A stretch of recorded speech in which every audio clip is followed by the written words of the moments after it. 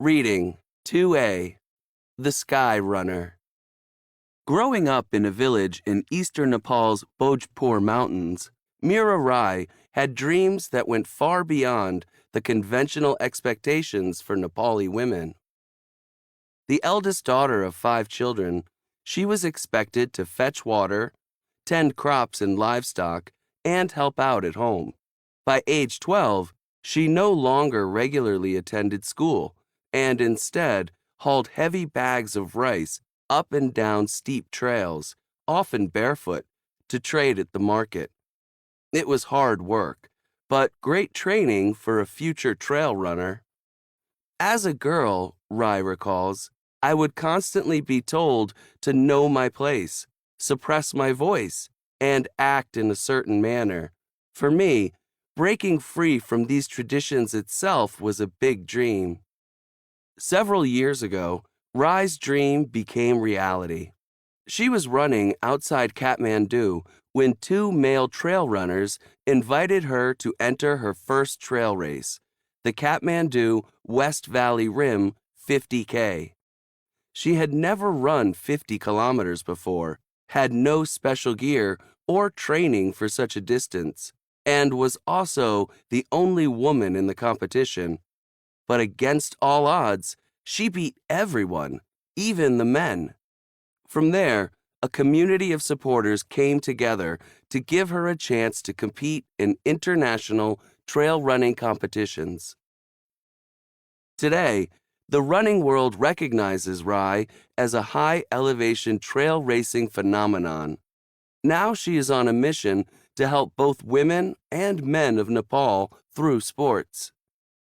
Rai believes her work to empower others has just begun.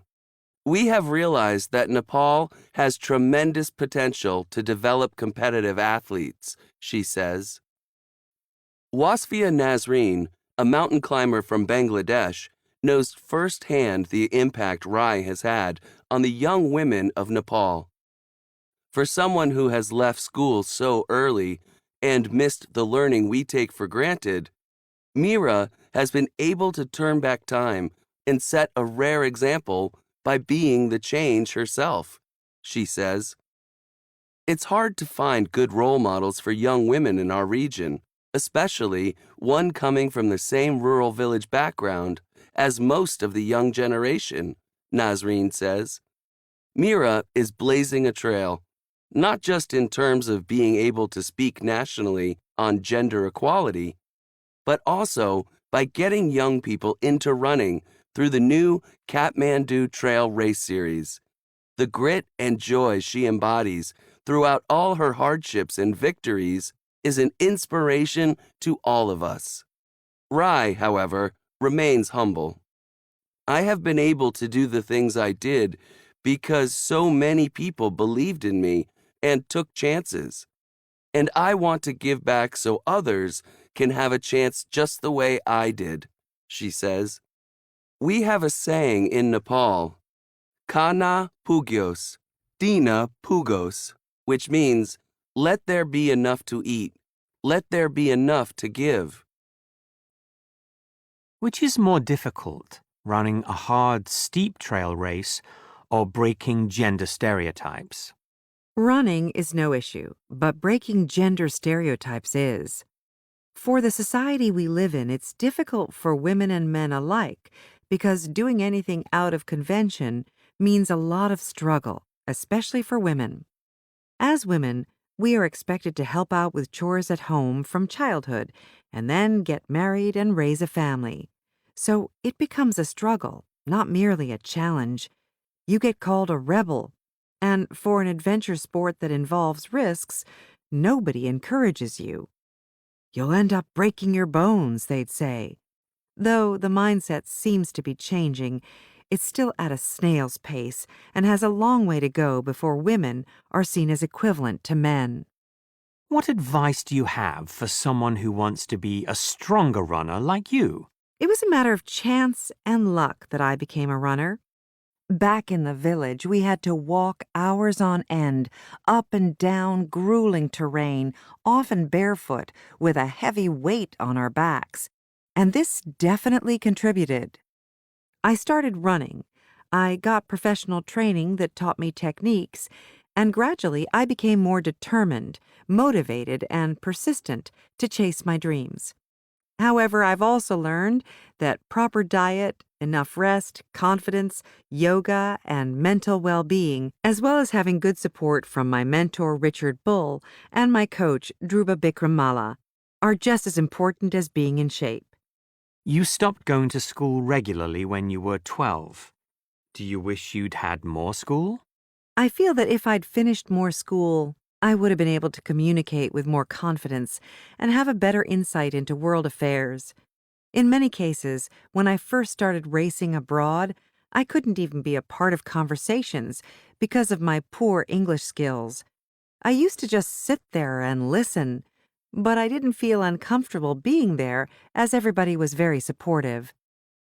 However, with media and sponsors, it would have definitely been more helpful had I obtained more education back home. Even today, when I try to read newspapers, I fail to understand quite a few words, so I am taking English classes these days, and it's certainly helping. Running has helped you see the world. What is it like to return to your village now that you have been to Hong Kong, Italy, and other places?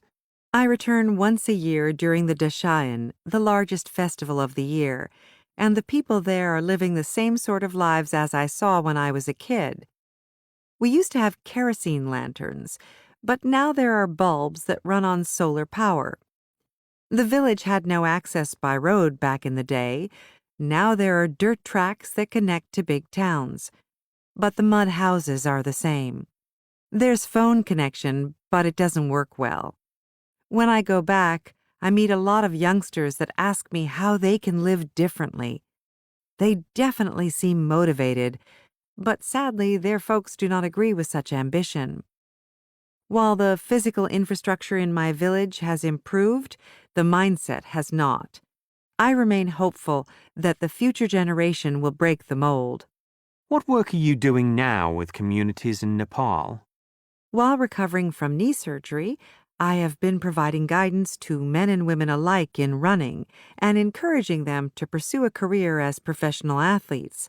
Every so often, I visit schools and children's homes to share my knowledge about running, particularly training, diet, and, more importantly, an active lifestyle. We have realized that Nepal has tremendous potential to develop competitive athletes, so we're organizing a series of trail races in Kathmandu. These are short races, aimed for both beginners and experienced runners.